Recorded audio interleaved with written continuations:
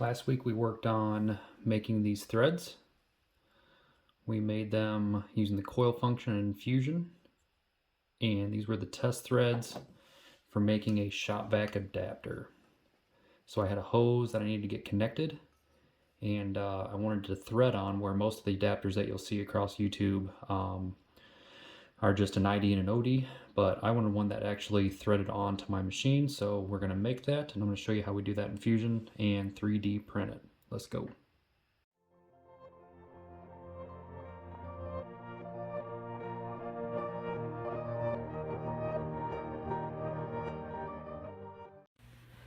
All right, so we're going to be in Fusion, and here is the finished copy. This is what it's going to look like after we're done modeling it. You can see the threads in here. And I'm going to show you how to do this. This would work with either additive manufacturing, so if you want to 3D print something, or if you also wanted to do it, you can machine this in a lathe using a CNC lathe. So this method would work for either anything that you're going to make that's going to be concentric. So circular, this would work. So what we're going to do is we're going to create a sketch, pick a plane that you want to draw on, and then we're going to use the line function and then just draw half of this out because we're going to end up using the revolve. So you click line, and if you know the dimensions, you can plug them in as you go, or you can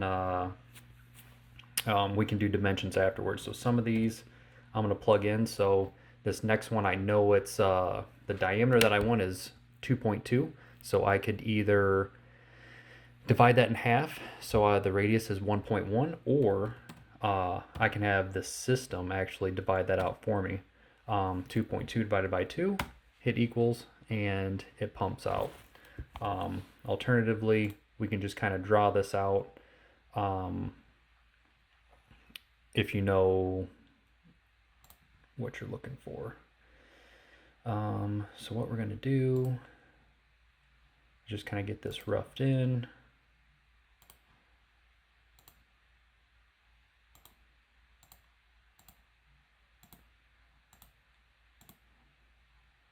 Keep drawing through and finish it out. All right, so you have this. So the lines that are black are the ones that we entered dimensions for.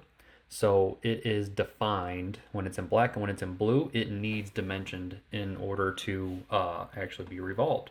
So what you do is you click D for dimension, and then we can go through and start putting some numbers to these. So I already know what these numbers are by doing some measurements and some test pieces. But if you don't, this will be trial and error, and you just have to understand what your end goal is, and it might take you a few times to get everything where you want it. But so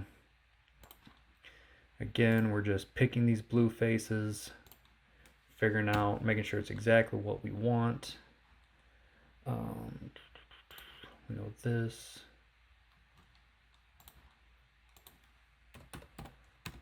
4, drag up.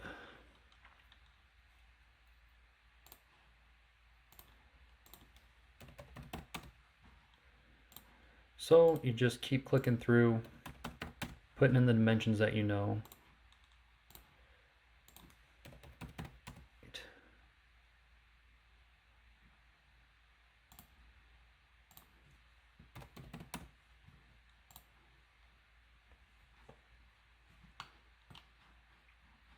It looks like we're just about done here. From here to here.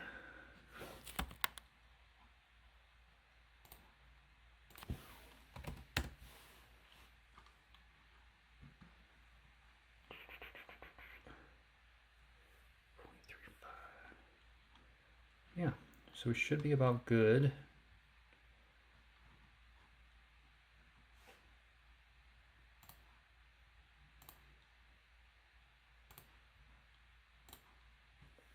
All right, looks like I got everything. It's telling me I'm over constrained, so we'll leave that as it is. We'll finish sketch, and there we go. Looks like we have a few blue lines, but it's gonna give us what we want. So all we're gonna do is we're gonna click the revolve function, and we're gonna go around this baseline here.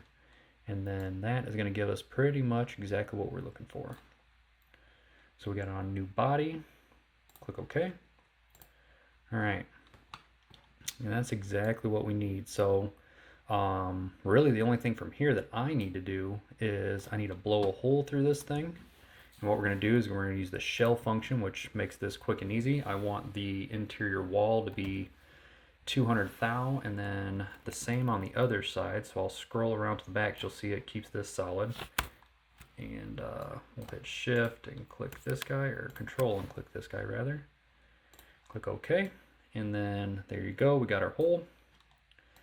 And then the last thing we need to do is get these threads. This is the tricky part, and this is what my video that I will link in the description goes over. But we're going to put some threads inside here.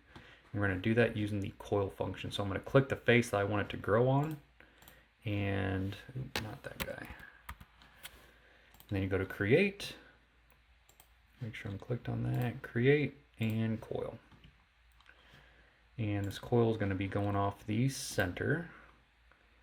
We're going to come out, and I want that diameter to be 2.51. Enter. All right. So you see this thing's nice and crazy. We're going to put some constraints on here, bring it back down. So I know I want it to go 6 revolutions over 1.2 inches, because we remember that from last week's video that this thing is a 5 pitch, 68 millimeter 5 pitch. So get that in there. Angle is 0.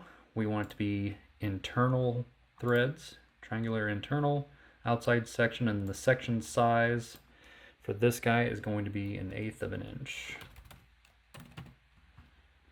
All right, and that will be joining, so you can see that everything is happy in there. Okay, so it looks like I might have messed up on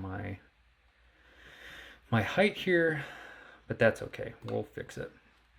So I know that's what I want my threads to be, so I'm going to click OK. So you can see my threads are sticking out because I must have missed a dimension, but it's easy enough. I'll just click what I want to grow, hit E for extrude, and I'm going to drag that up just about right there. That should do it. Oops, looks like I had that on cut. Let's try that one more time. E for extrude. Bring this up, and I want it to join.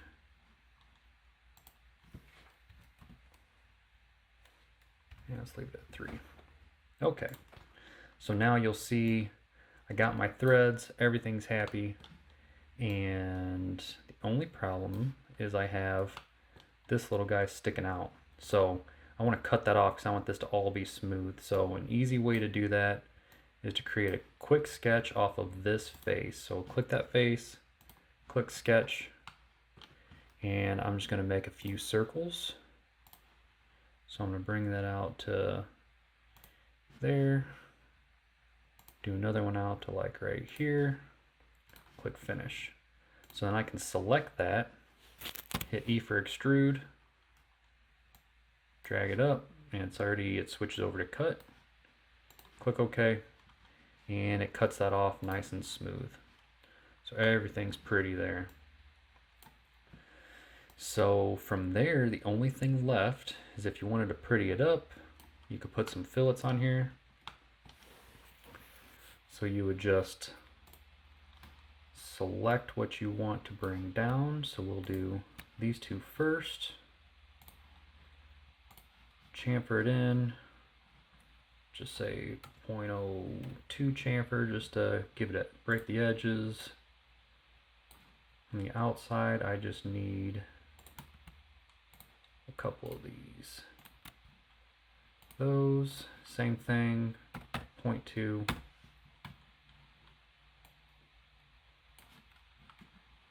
Mm. 0.02, excuse me. There we go. All right.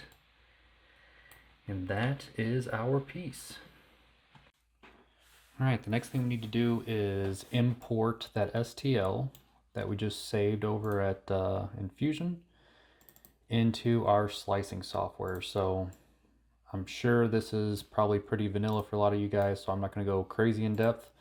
If you guys are interested in knowing everything about this, there's a ton of stuff out there. I'd be happy to make a video, but I'm going to breeze through this really quick, try to keep this video short and sweet. But here's our piece. Import it in, go to preview, and for settings, this is obviously just for the shop, so I want it to be nice and quick. So 0.3 millimeters. I'm going to run a raft for adhesion. We're going to do, since we've got some hangovers here, I'm going to go ahead and put some supports in, just touching the build plate. Don't need a lot of density there. And then only other thing, what do I need? I think we're good. Speed, temperature. So I'm going to bump up this build plate temp. And I want my initial layer to be a little hotter. I'm using PLA on this, but I like to just bump those temps up. It helps stick a little better. That's it. I'm gonna go ahead and slice it. And all the software does is takes this whole piece and puts it into 0.3 millimeter layers. So it's gonna be 280 of these bad boys. And this is what it looks like as it's building. So you can see these are the supports that are gonna come up. These will just peel out, but they're gonna support those 90-degree overhangs. So they'll come up. I'll peel those out when we're done. Same thing here is coming in. And then after that, not a lot of infill on this guy. Doesn't need a lot of structural rigidity. Yeah, that's it. So we just save that, export it, and bring it over to our software.